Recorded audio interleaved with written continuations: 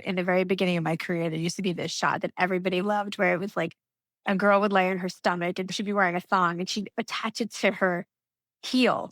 She requested it and her underwear was way too small for her. So it was like pulling back like a slingshot. So I pull it back and I put it on her heel.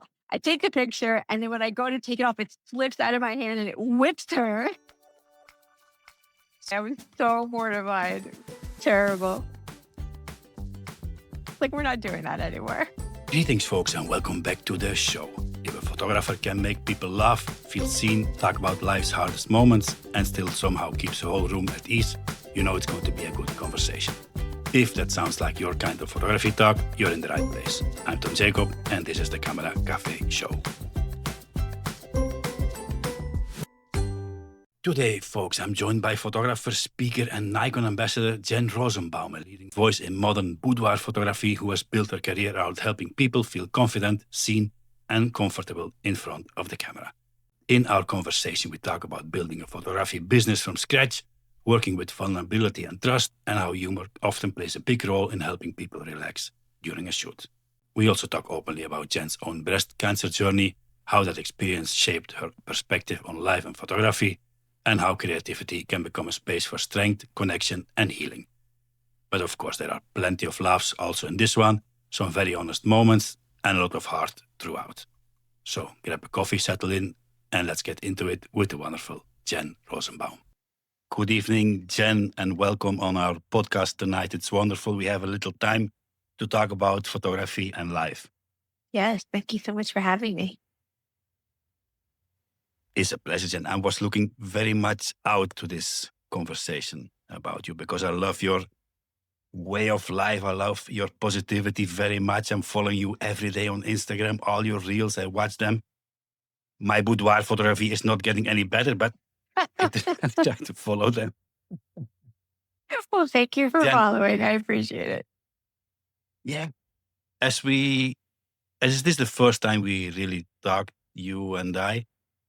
Let's break the ice a bit. Tell me the last good joke you ever heard. Oh my gosh. That's a tough one.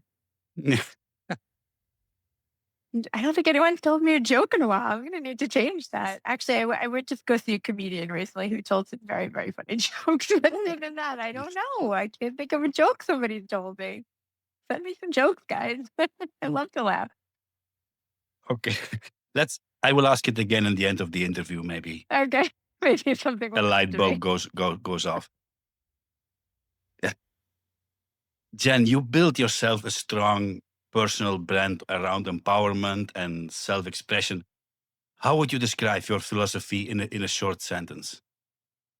I think my business motto has really always been helping women be shamelessly feminine in whatever way they want to show up for that. I think over the past couple of years, it's changed a little bit due to my own life circumstances. I think right now it's so much more about seeking joy and being free and just doing what you want to do without any self judgment or worrying about judgment from others. Mhm. And what's one thing, Jen, that people always get wrong about you? Well, physically, they always think I'm so tall. Everybody always says to me, "You are so short" when they meet me. It's like the first thing everybody says. I'm like, I know. They think that I guess I have a big personality, so I should be really tall. But I think what people don't understand about me is that I am very public with certain things, but I'm also very private with certain things. So oftentimes when I see people in person, they think they know me or they know everything about me. And the truth is, I have a whole part of my life that I really don't show on social media that is very private to me. Mhm. It's very important. If we have time, we will come back to social media later because you're really, I think, a star in this. I think we can all take a little bit Thank of you. example of how you work there. But now let's go a bit back, Jen. Let's walk a bit back. When was the moment that you thought that from shooting maybe as for a hobby, that you thought that maybe photography is something you would like to pursue? So I have a full problem. My problem is I don't know how to do anything as a hobby. I Okay. come from a long line of entrepreneurs. And it was a very short period of time. I really should not have started my professional photography career when I did because I really wasn't ready for it. Now that I could look back and see that. But in the beginning, it was a great way for me to make a little bit of extra money, get out of the house. I had a young child, and I was another one on the way. And it was a good opportunity for me to just be creative and be around other adults. So I took that opportunity. I mean, things sort of fell in my lap that way. I'm not sure I would have gone to pursue the business aspect of it as fast as I did, but I really only had my camera a few months before I started charging for sessions. I'm embarrassed and also proud to admit. Mm. There was a moment then that sparked this interest that you told that I leave everything behind and I want to be a photographer, or Well, I want to do this boudoir photography. yeah, for the boudoir, yes. It was the first time I ever did a boudoir shoot. Another photographer was doing one and she invited me to help her. And the truth is I had a better camera than she did. So I had a Nikon D700 at the time. And so I had a better camera than her. So she asked me to come help her mostly so I could bring my camera in case she wanted to use it. It really had nothing to do with me, but it was a boudoir shoot. It was two sisters and she had asked, they were being photographed separately, of course. So she asked me if I would help come and, keep one sister busy while the other one is being photographed and whatnot. And I did some photography that day also, and I just saw the reaction that they had to it. And I was just like, this is it. I love this. This is what I want to do. And I did. I came home and said to my husband at the time, I said, I want to be a boudoir photographer when I grow up. That's what I want to do. And we immediately changed part of the house that was my master bedroom into a studio, my basement into an office. And I started a business. And I had no business starting a business, but sometimes that's the best way, right? You don't know what you don't know. Hmm. And you have to just kind of jump in with 2 feet. Hmm. And when was this? Which year was this, Jen? This was in 2008.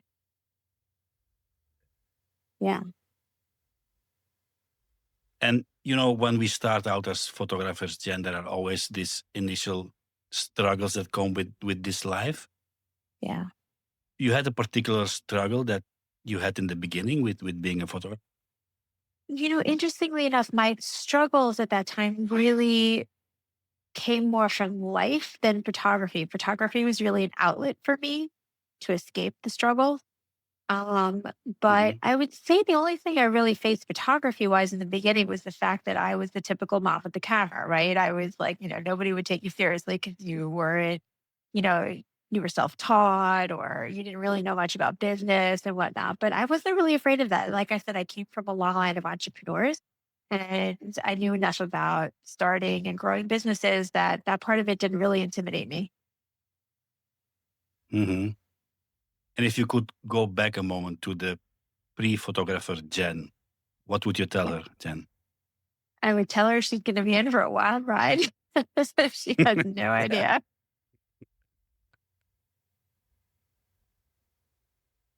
I think we can all go back and tell this to ourselves. Yes, It's a long, but it's a very interesting road.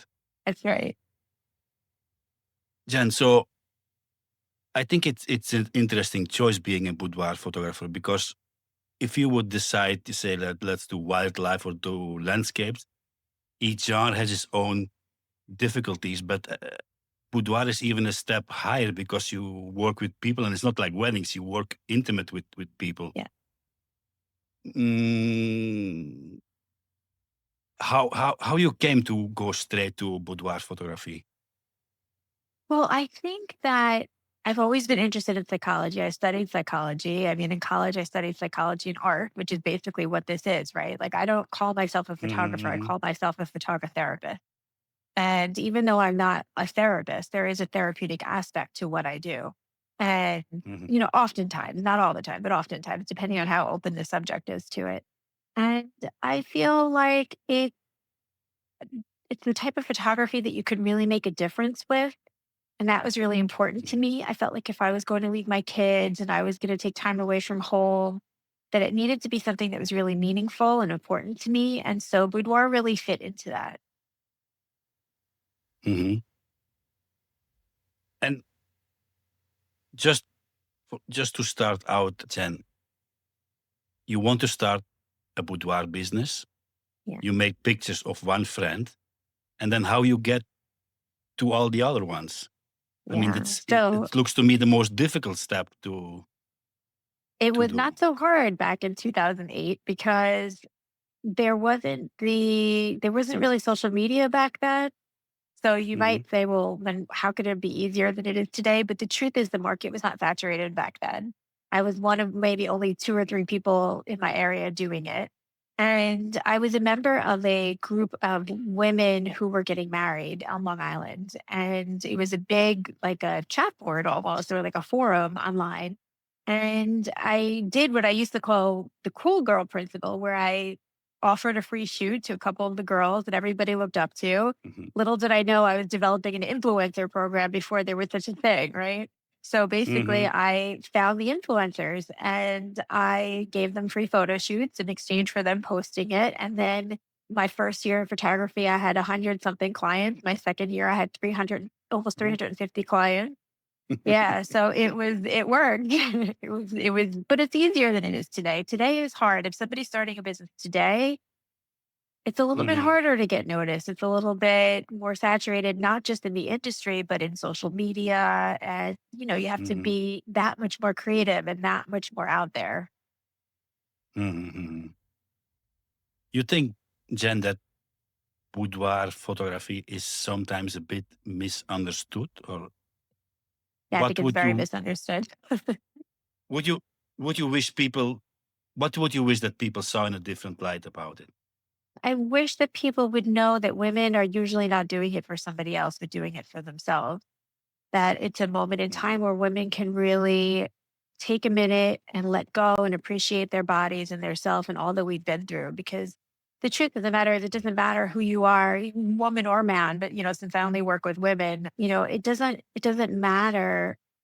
You're going to go through things in life, whether it's illness or relationship struggles or fertility issues, or even just becoming a mother or, changes in your body. Women go through so many different changes in their body. So to take a moment in time and just appreciate your body and, decorate it by dressing up and enjoying who you are, even if it's only for a few hours, it's not a space that we normally live in.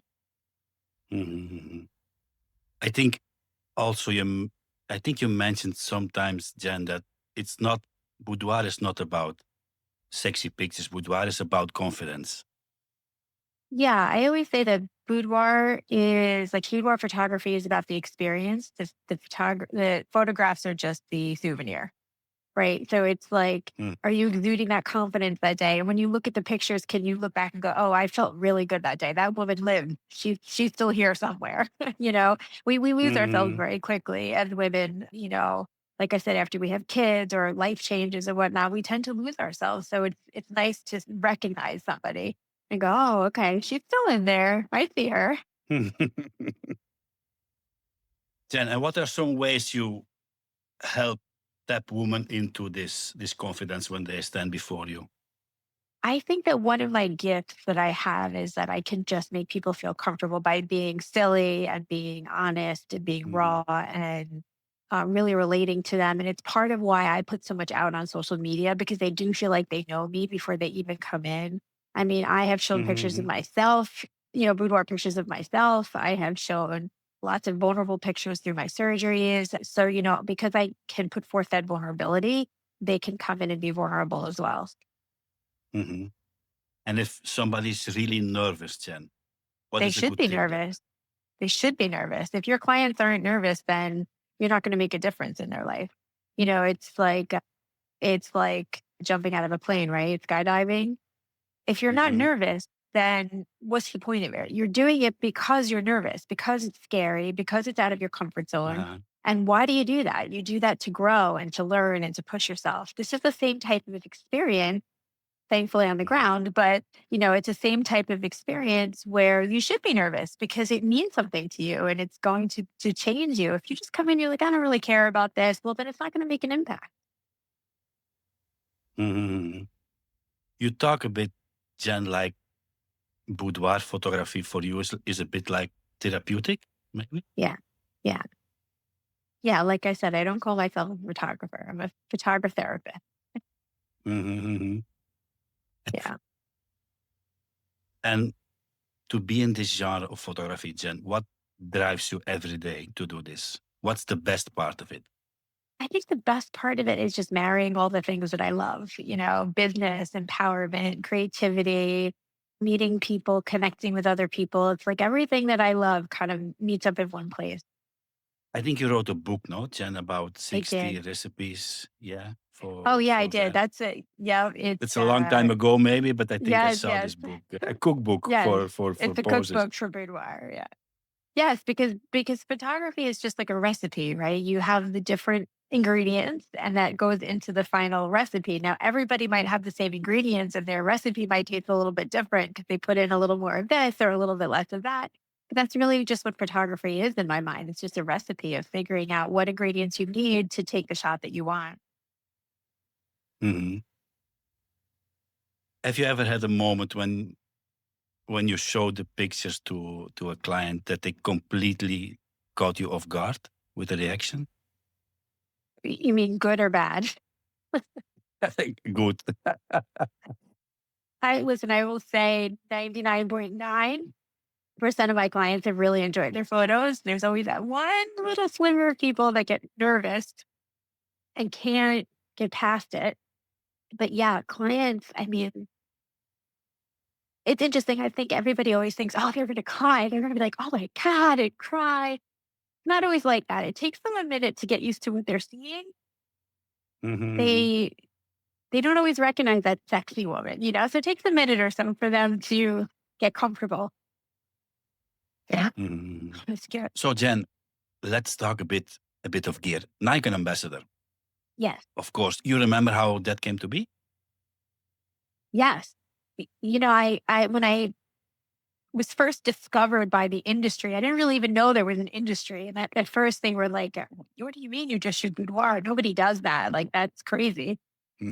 But I started making some connections. And of course, I met the people from Nikon along the way, and they were lovely. And, it was a little controversial because of what I do. Is it something that Nikon could show, and how would we do that? Mhm, And then in 2017, I was diagnosed with cancer, breast cancer. mhm, And I was doing a lot of work around that. And Nikon was very moved by that. And they came to me and they said, we're really just very interested in working with you.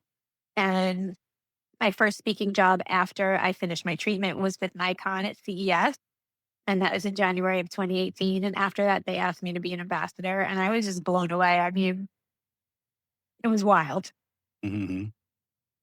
And how did it feel to suddenly talk in front of an audience about photography, Jen? Well, I started really doing that around 2011. So I was doing it for a little bit. But, it's so interesting because I have I'm very introverted. People don't believe that about me, but I'm very, very introverted. Mhm, And I have a very hard time speaking in front of people. So if you asked me to give a speech at your wedding, I would probably curl up and die. But if you asked me to get on stage in front of 2,000 people and speak about photography, I don't have a nerve in my body about it. I love it. I think it's mhm, fantastic. And I have so much fun doing it. mhm. Because you also had your own podcast and maybe thousands of people will listen to it, but then suddenly you see all the people sitting and then you have to just remind Well, yourself that you're going to talk about something you love and it will come all back. right. Or, the guy in the front that's sleeping, or, there's lots of things that go Mhm. on in the audience that people don't realize when you're up on stage and you see everybody. There's all, people talking to each other. Are they saying good things or bad things? Yes, Are they yes. thinking somebody walked out of the class? You're like, what happened? Maybe they just have to go to the bathroom, but it's very funny to see the dynamic and all the thoughts that you have while you're speaking of like trying to figure out what's Mhm. happening in the audience. Yeah. No, it's just an amazing experience. Jen, I don't do much gear talk, but there is one go-to lens you use for your boudoir photography nowadays. I do. And I am probably going to get a lot of flack for it, but I still use the 58 millimeter. I use it on my Z Mhm, with the FTV adapter. I just love that lens. I don't know. I don't know. I'm a creature of habit.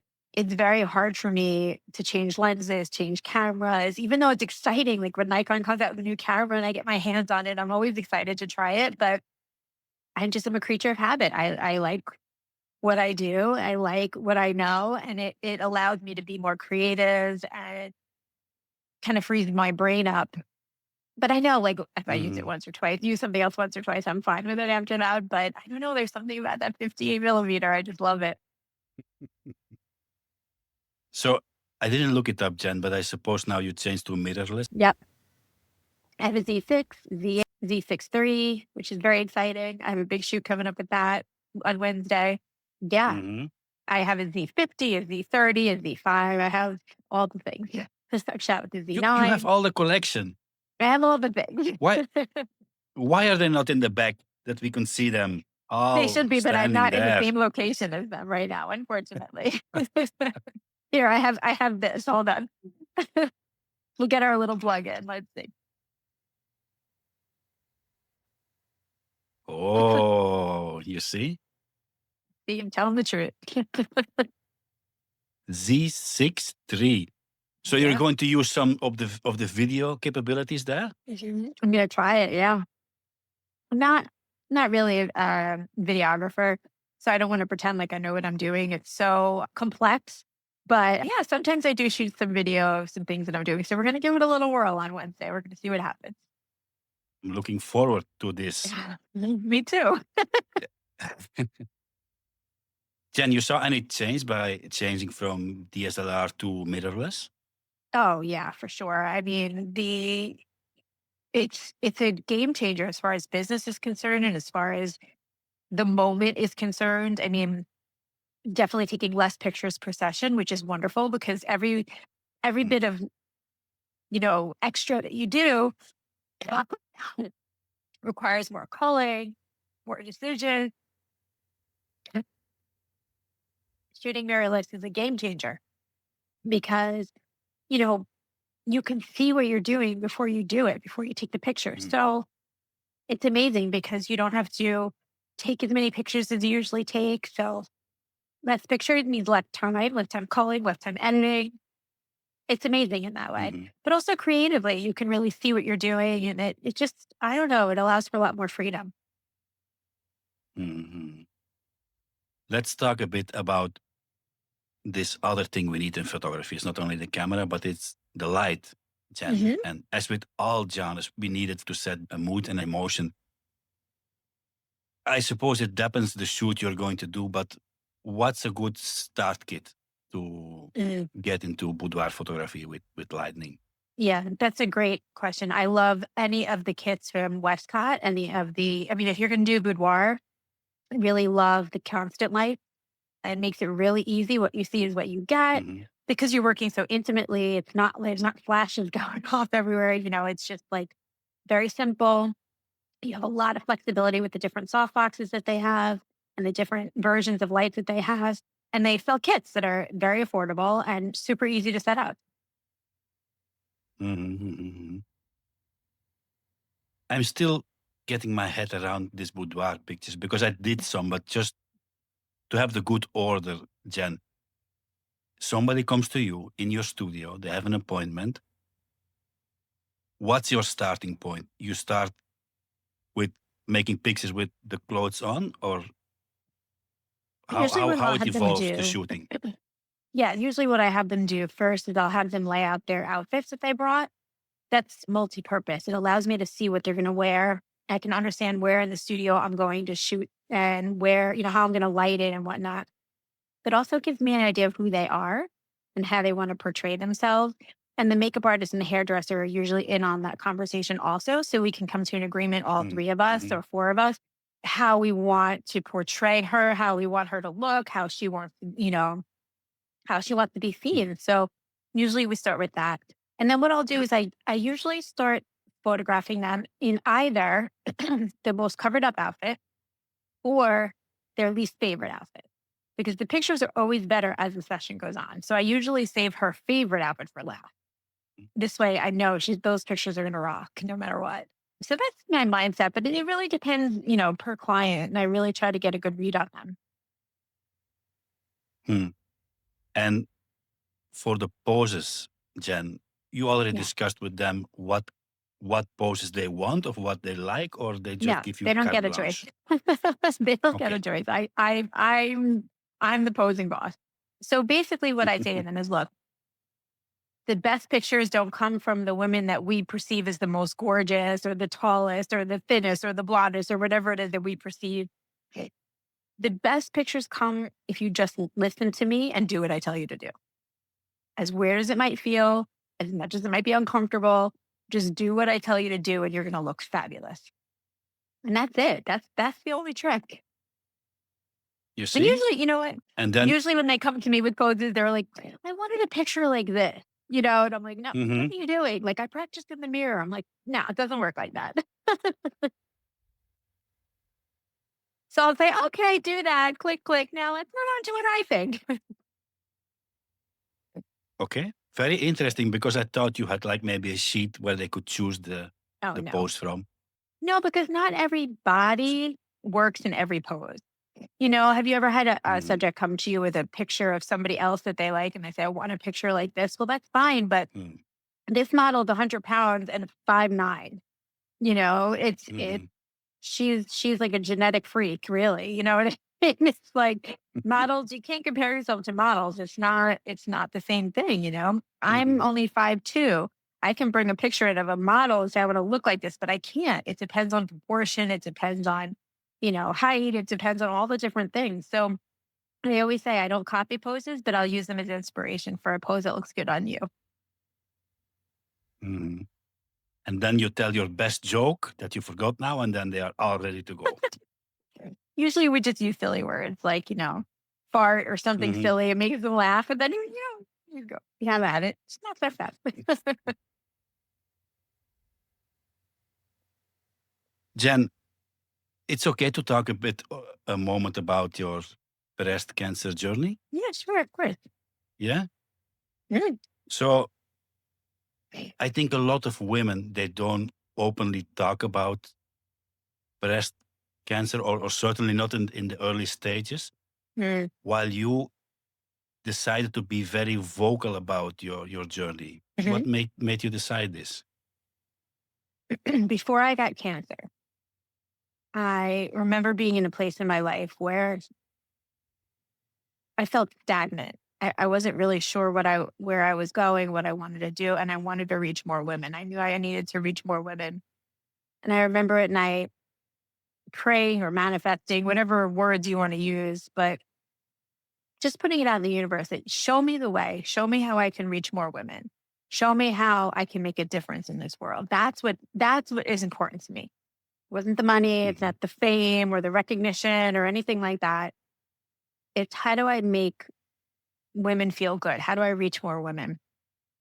And then I was diagnosed with cancer and I was like, that's not quite what I meant, but that's what was given to me, right? So I said, okay, I have a choice. I can either look at this like it's happening to me or it's happening for me. And I'm going to choose for me. And this is an opportunity to reach more women that I couldn't reach just with my photography. And if I turn up that opportunity, then it's just disease. Nobody wants disease. They mhm, want purpose. So mhm, it gave me the opportunity to put purpose behind my disease. mhm. And can it be, Jen, that the emotional aftermath is even harder than the treatment in itself? Yes, 100%. I wrote a book about that as well. Mm, mhm, Yeah, about life after breast cancer. Because after you beat cancer,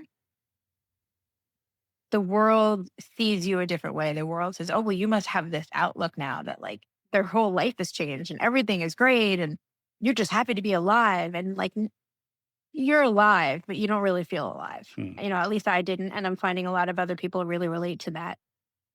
You try to get back into your old life and you're like a round mhm, peg in a square hole. mhm, Everybody treats you like you should just be the same, but you're not the same person. You're just not. How could you be? For better or for worse. I found that I was very depressed after my treatment, very depressed. I had, for the first time in my life, suicidal thoughts. Uh, it took me a long time. And I think sometimes I'm still working on it 7 years later. mm, Um, to, to find myself again, I finished my treatment at the end of 2017 and I had surgeries up until like 2020, I think was 2020 my last surgery. I think my last surgery was 2020 or 2021. Um, I I was still going through a lot of that, up until about 2020, 2021. In 2022, I think it was, I had my ovaries out, which is really part of my whole, I don't want to say Mm, treatment, but the whole plan. So, I mean, I was still going through a lot, and I was going through a divorce at the time. That was a horrific divorce. And, you just feel leveled. You're like, what? Like, life just got me. You know what I mean? Life just really mhm, got me for a few years. So now it's 2025, and life is good, but I still live, of course, with that fear of cancer. Every pain, every sniffle, every, mark, like, what is it? mm, What does it mean? It's still stressful. But yeah, there's a different joy in life after cancer, but you have to find it. It just doesn't automatically show up. You have to mm, find it. You have to ask yourself, like, who am I? What makes me happy? Where does my joy come from? And it's not always what you think. mm. Jen, if we have somebody listening now, maybe that goes through a struggle of their own, and what would Mm. you say to them? Listen, I am a big believer in running towards the pain. I have always said this. I say it to my kids. I say it to my employees. I say it to, everybody that will listen. The only way, and I used to have a therapist that used to say this to me, the only way great change happens is through love or pain. And most of the time it's through pain, I have to be honest. So you can run from pain. You can curl up in a ball. Like, I made a decision, right? I wasn't going to curl up in a ball with my cancer. I was going to do XYZ. That's what I wanted my cancer journey to look like. I'm not saying everybody has to be that way, but what are you going through in your life? Divorce, you're going through bankruptcy, you're going through change of job, you're going through motherhood is a big change, or you're going through a breakup with a boyfriend or a girlfriend, whatever it is, your parents are aging, your Mm, kids are obnoxious, like, whatever it is that you're going through. The truth is that you have to run towards the pain, because that's how we change, that's how we grow. And there has never mm, ever been a success story without struggle. It's just impossible. They don't mm, The reason they make documentaries about all these amazing people is because they have a story to tell. Because you've never seen a documentary about somebody who's created or done something amazing in this world, and they're like, "Oh, yeah, I'm normal. I grew up in a normal house and nothing bad ever happens to me and I'm totally fine." mm, And that's boring. That people don't mhm, succeed like that.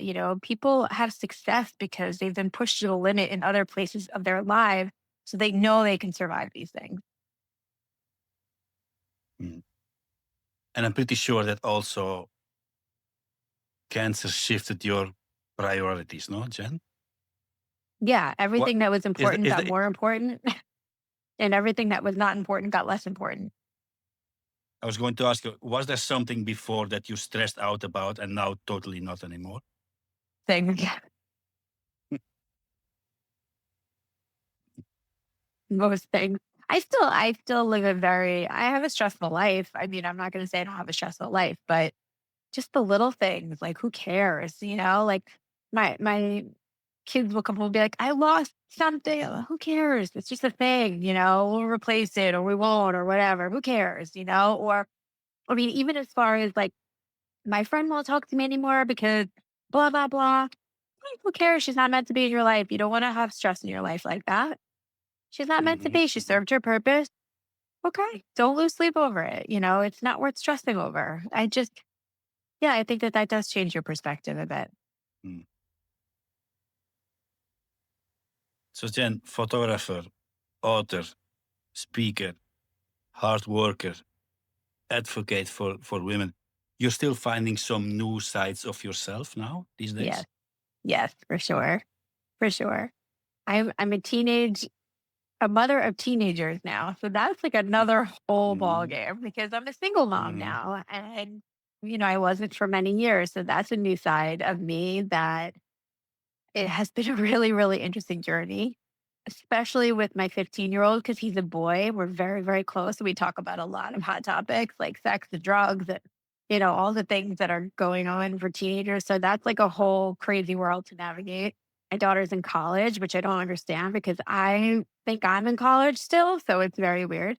But I am turning 50 this year. So that's a really big deal. And that my goal this year is to sort of talk about that and to talk about the journey of turning 50 and what it feels like and the things that I'm facing. I mean, I see myself aging, we've been all been on social media now, what, for 15 years? There's the memories pop up and you're like, oh, I used to look so young.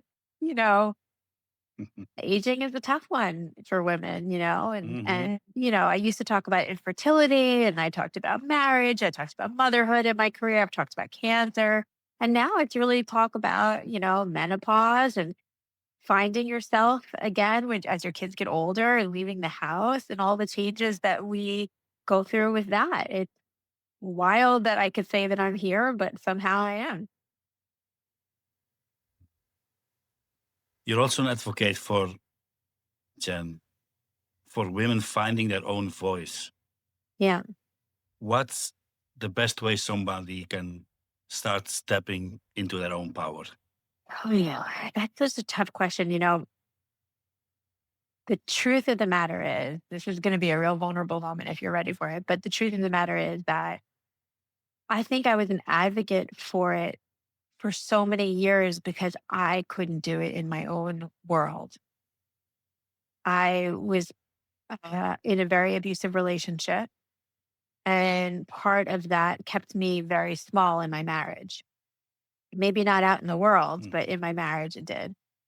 And at the time, photography was really a way for me to escape my life and to say, well, and understand that this is all in hindsight. I didn't really understand it at the time, but mm, I remember saying, I feel more myself when I'm at these conventions and I'm doing photography than I ever feel at home with my husband. mm, It's a very strange dynamic. And I think that there was a period of time where I really shriveled a bit because I was like, wait a second, I just spent all these years empowering women and I'm in an abusive relationship. Like, how did that happen? Because the truth is, I didn't know. And it's such a wild concept because I believe I'm smart and I'm educated and I'm independent and I'm strong. And when my therapist first said to me, I think you're in an abusive relationship, an emotionally abusive relationship, I was like, what? Are you kidding me? Come on, I'm not mhm, stupid. She said to mm, me, go home and Google what is an emotionally abusive relationship. And I Googled it and it was like, 15 signs you're in an emotionally abusive relationship. And I had 17 of the signs. So I was like, oh my God, what is happening here? The truth of the matter is I went to his therapist and I gave her $200 and I said, I only have one question for you. I don't need you for the whole hour. I have one question for you. She said, yeah. I said, am I in an emotionally abusive relationship? And she said, you are. And I was mm, floored. And, why am I telling you this? Because I think that I didn't realize I lost my voice there. I didn't realize it. And then I quickly felt like I was in a box and I needed to get out. Right. So I ended up, for a lot of reasons, not just that, but I ended up filing for divorce. And what's so interesting is after that, like I picture myself in this box, right? And then after you get divorced, the lid of the box comes off, but you still stay in the box because it's where you're comfortable. So that's mhm, still about shrinking yourself and making yourself small. And again, maybe not in the photography world. In the photography world gives me a place to really be me, just like I give the same thing to my clients, a place for them to be them. But in the real world, I think I'm still working on finding my voice again and finding my power and figuring out who I am. It's like, it's such a gift. It's another chance at life, but it's really hard to do at this stage of life. It mhm, So I would just say to women, long story longer, I would say to women to be patient with themselves because finding your voice and finding your power isn't always about being loud and it's not always about being on social media or standing on a soapbox. Sometimes it's just a very quiet process that goes on with yourself, within yourself. mhm, And you know it when you feel it. Like I know when I'm in my power, I feel it. There's mm, a special feeling to it. When I'm out of alignment, everything's out of alignment. So I think finding your power, finding your voice isn't like 100%. It's not like, oh, I found it. Okay, I'm good now. Right. It's like you waver in and out, it ebbs and flows. And if you find yourself in a situation where you're feeling that feeling of like something's not right here, I'm not feeling myself, I don't find my voice here, to question what that is. Mhm. Does that make Yeah, sense? it makes totally sense. I'm just Okay. getting my head around it. I mean, you dropped this and I was not ready for it, so I was just Yeah. listening, Jen. Sorry. I don't mean to, I don't mean to shock people, but I think it's something I haven't spoken about really. And I think it's something I'm ready to open up about a little bit more now. I was very worried about speaking about it and there's certain things I want to protect my children from, of course. They're older now and they Mm, understand, what's happened and what's going on. I don't, I think about this a lot. And I think part of what has kept me from talking about it is that I don't want to make it about my ex-husband. But the mm, truth is, it's not about him. It's about me and my healing and my journey and my discoveries. And, it's not about him at all, really. And that was part of that really held me back from talking about it because I didn't want to talk about him. I don't want mm, him to be a part of mhm, my mhm, life. I don't want him and his energy in my space. But if I can turn it around and say, well, it's really not about him. It's about how you recover from something mhm, like that and how you move forward with something like that. It's the same as, all the other things that I've done and all the other things that I've gone through, just a different circumstance, but it's the same resilience or that same, you know, need to not curl up in a corner and die. How do you fight that? mm. And you think, in your case, photography has helped you throughout this process a Yeah. bit, or it changed your way of making pictures or photography? I think for a bit of time, and it might even still affect me now, it's been a little hard for me to be creative. Like I didn't have the bandwidth, right? Like during COVID, I had separated from my husband in July of 2020. So it's COVID, the kids are home and everyone's dying and you can't go anywhere. And it's like it was just a crazy time. Obviously, everybody knows that. The photography studio was shut down. So that was very difficult. But Mm, during that time, I don't really think I had the same bandwidth to create and to be free with my mm, ideas and my thoughts because I was so bogged down by like trying to heal and single parent and figure it out financially and still dealing with things physically around my breast cancer. So photography at certain points has shown up for me as the only way I can express myself and heal. And as other points, I've had to put the camera down and just say, you know what, I have to really focus on me right now.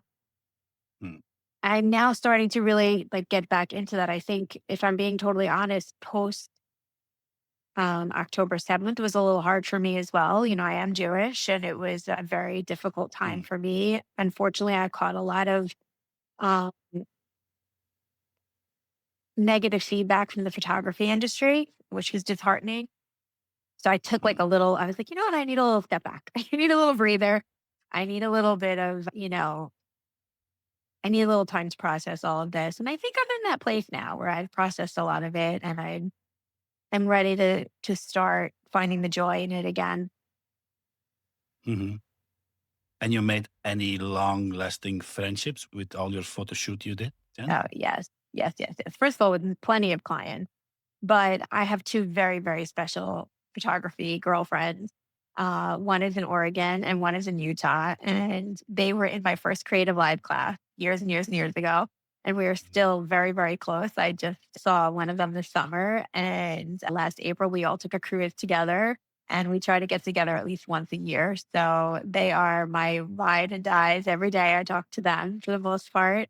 And yeah, and of course, shout out to my friend Benny. He knows who he is. He's my photography husband, I call him, who helps me with all my stuff when I need it. But yeah, of course, it's been very, very, very special friendships that I've made. Some friends in Dallas I have that I talk to quite a bit, and all over the country and all over the world. I'm very lucky. A friend in Philly. I feel like I'm going to leave people out, but you all know who you are out there that are my special VIPs, my little rosebuds. mm. And your kids, any interest in photography, Jen? My son has some interest in it. If he could sit long enough to pay attention, he's so busy with sports and girls and school and all of that. But he has shown some interest, and actually, he's got a very good eye. So I think one day we'll pick up the camera together. You see? Yeah. Jen, after this, let's do a funny round of questions, maybe. Yeah. Don't Heavy, think right? too, Sorry. yeah, well, but everything has to be possible. Yeah. What's the weirdest or the funniest thing ever happened to you in a photo shoot, Jen? Oh my gosh, this is like stupid, but there used to be in the very beginning of my career, there used to be this shot that everybody loved where it was like a girl would lay on her stomach and she would take a thong, she'd be wearing a thong and she'd attach it to her heel, Ah, the right? heel, So yeah, the yeah, shoe, and you yes. remember that? Yeah. So I Yeah, yeah, did yeah, that one yeah. with a woman. She requested it and her underwear was way too small for her. So it was like pulling back like what do you call those things that, like a slingshot. So I pull it back and I put it on her heel. I take a picture and then when I go to take it off, it slips out of my hand and it whips her. She was like, whoa. And I was like, oh my God, I'm so sorry. I was so mortified. Terrible. Like, we're not doing that anymore. No. So you scratch that off of your list, of Yeah, your so I was like, take post that one list. off. Jen, if you weren't a photographer, what's the most ridiculous alternative career you see yourself doing? I would be a fashion designer. Yeah, like crazy, fun, sparkly, cool stuff. It's what I really wanted to do, actually, ironically. And I don't know how to dress myself, but I'm wonderful at dressing other people. Okay. I always look like a slob, though. I don't know. What's a guilty pleasure you refuse to apology for? Pickleball. Do you guys have pickleball in Spain? No idea. Oh my Pickleball? God. Pickleball. Yeah, it's the And fastest growing sport in America right now.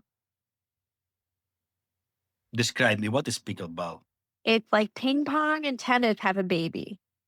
So you play on a court not Mm-hmm. as big as a tennis court, and you play with a pickleball, but it looks kind of like a wiffle ball and then paddles, not tennis rackets. So, and usually you play double. Some people play singles, but they're very young and athletic. I'm not either of those. So I have a partner and you play another, Mm-hmm. set of people and you play pickleball. And I don't know how to describe it other than that. You're going to have to look it up, but trust me, it will be in Spain soon because it's taken over the world.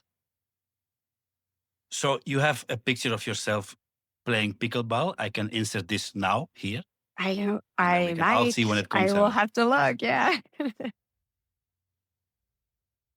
Jan, you have a dog, right? Yes. I have multiple dogs.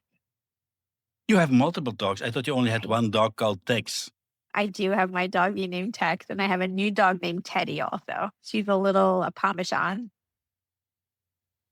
Okay, so if they could talk for a day, what would they say about you? Oh my God, that is a hilarious question. They would tell you so much about me. I'd be so embarrassed. They would tell you that I'm the best cuddler ever and that I spoil them Mm-hmm. rotten and that they have me wrapped around their fingers, their little paws. Just love them so much.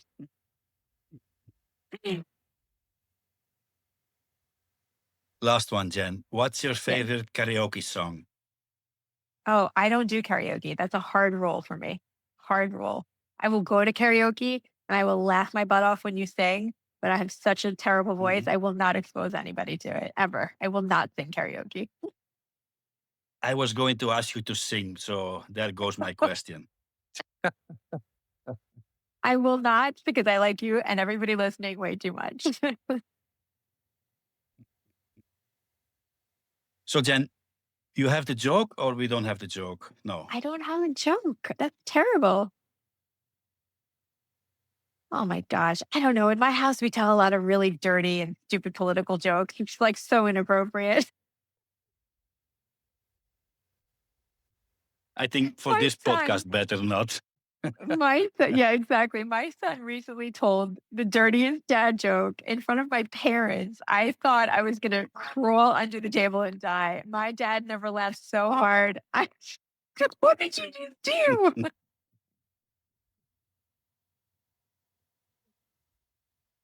Kids, we have to love them. Yeah. You have to, because you made them. It's like, Yeah. what's your other choice, you know? Right. Jen, it's been an amazing talk, a really funny talk. I think we talked more about non-photography things than photography, but everything has to be possible. So I think there is only one way to do this, and that is to call you back at the end of the year or next year, and we have another talk, and we talk about photography. You got it. And you think about a joke, I know. I will have a joke for you by then. then you have it then. Jen, thanks a lot for giving us your time. And I will watch out tomorrow for your new Instagram reel, your pictures, amazing, and for your inspiring story you just told here tonight. Thank you. Thank you so much for having me and listening and being open to all the different things that I had to say. My pleasure. I see you around. Have a nice day still, and take very good care of yourself, Jen. Thank you. You too. Okay, see you. Bye. Bye. And that was my conversation with Jen Rozenbaum, folks, a photographer who brings honesty, humor, and a lot of heart in everything she does. If you enjoyed this episode, you know you'll find all the links back below to Jen's work, her teaching, and her books. And of course, if you like more conversations like this one, please consider subscribing here on YouTube. You can also listen, of course, to the Camera Cafe show on the podcast players and sign up for our newsletter to stay up to date with some amazing upcoming guests. Thanks for spending time with us today. I see you next time. Keep your eyes open and, of course, move your own photography forwards. Adios.